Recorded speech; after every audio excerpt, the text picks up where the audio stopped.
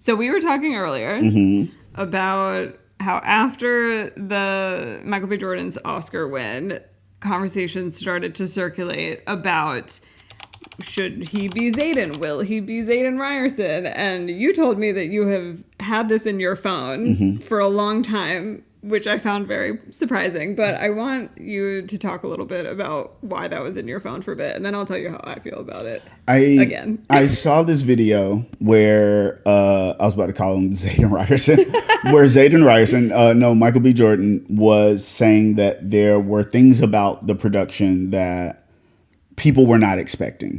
There were things about the production that were coming that are really exciting and will surprise a lot of people. And so to me, one of the biggest surprises you can have with a show like this, where Michael B. Jordan is attached as a producer, is to also put Michael B. Jordan in as the star of the show.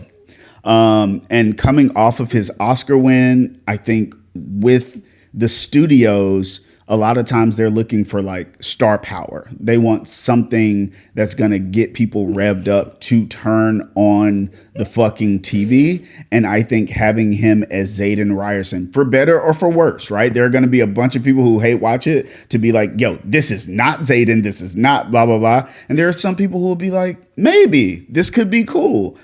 They want to just push narratives to get people to tune in. So it seemed plausible. It seemed plausible. Okay, but you also told me that it's not what you want. You just think that the studios might.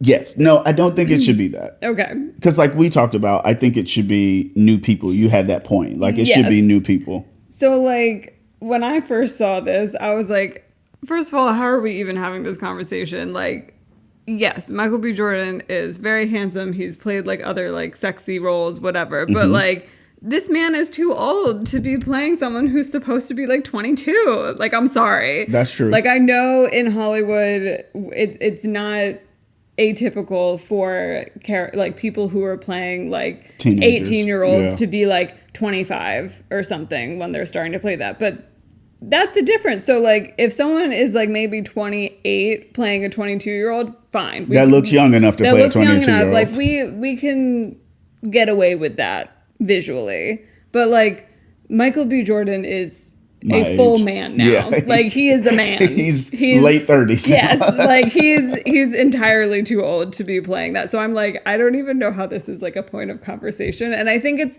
in part maybe because like a big demographic of Fourth Wing readers are millennial women. And like, I think a lot of us have a tendency to just age up characters in our heads to be like, you kind of got to sometimes. You have to. But like with this, like, I'm like, to be fair, they are acting fully their age in this book. But I also think that a lot of us tend to age up the characters to kind of like our age demographic. So maybe that's why that became a point of conversation. Maybe actually. I also think, and we talked about this too, that he has played another character that I think you disagreed. Yeah. That is kind of similar to Xaden in attitude, in kind of backstory.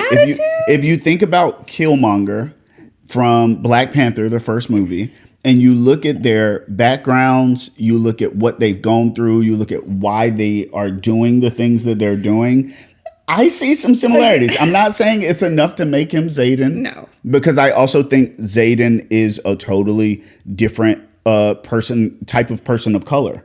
Yes. Right? And so it's like Xaden is a person of color, but it's not necessary that he's a Black person as we define Black in America. So I just want somebody new, right? Like give somebody else a turn. Well, yeah, and that's what we were talking about. And like back to just the point that you were bringing up about like the star power, like I was equating this to, you know, other really big fandoms that are coming in with the power of the book reading fandom. And so like Game of Thrones, their adaptation, Harry Potter, which like honestly, Harry Potter was only like one book in when the movies started, maybe 2 books in, I don't know. But like, point being, like when those big franchises got adapted, like there were some really big names in there and people who have also like won awards and were actors that were known across time and in many different roles. But a lot of those characters, a lot of those actors played the teachers, or they played like older, like the parents or whatever. They weren't like the fresh new faces for like the kids or like the slightly younger roles. Very true. And I think that's how that worked. And I think that makes complete sense here. Like if he wanted to come in as like a teacher, or like I said, like an older rebel, or someone in like an older role, makes sense, because you're still getting his like acting star power and also the legitimacy of kind of like the old guard. But then having it's crazy to call Michael B. Jordan the old guard. I know. That means I'm the old guard. I know, but if you think about like how old was Sean Bean when he was in the first season of Game of Thrones? Like he was probably in his like 40s. Yeah, maybe. Nah, he was early 50s. Early 40s. I'd say think? Early 40s, early to mid 40s. I don't think he was 50 yet. So like that's what it was, and like Kit Harington was like a little baby child. He was a baby child. Holy shit.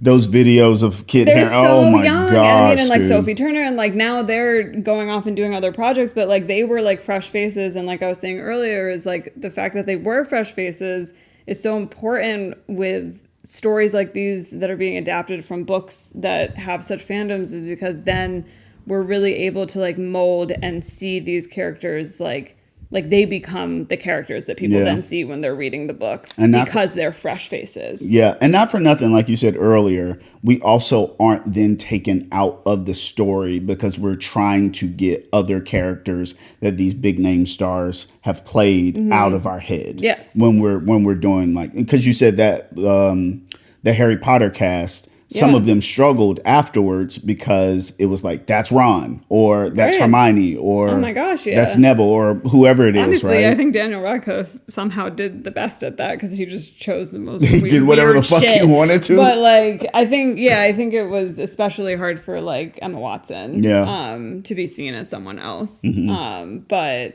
yeah, so like, no, he should not play Xaden Riorison. I agree. At all. I think his star power also in the production part of it, being an executive producer, it being his production company, that's enough. Yeah. Right? Like, you won an Oscar. We know that, like you said, the legitimacy of what you put your stamp on is there, and we're gonna put money into this, because it can't be, I think, again, like, that's another thing. There are so many times where studios will be like, okay, we'll put this much money into it if this person is attached to play this role. Right. Versus, hey, this isn't my IP. They know what they're doing. I'm going to help put money into this. We just need the green light so we can do it. And you can trust that it's going to be good because I'm standing on it. And then maybe I will be a teacher or something and come through. Because that would be cool to see him as a teacher. It would. I mean, and maybe he's trying to go kind of like the Marvel route and just like do cameos. Like, what's his Stan Lee. That Stan Lee did, you know? So, which would be really cool. So I think...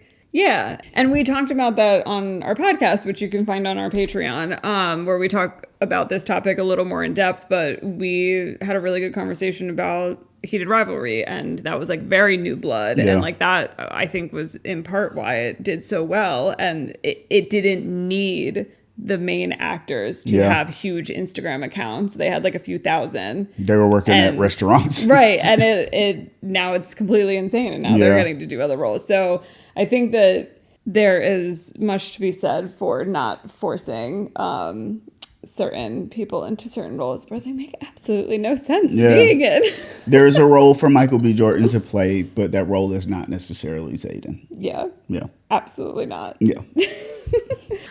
Be sure to like and subscribe and follow us for more conversations. And also check out our Patreon for more reactions and more in-depth conversations on our podcast. Yeah. All right.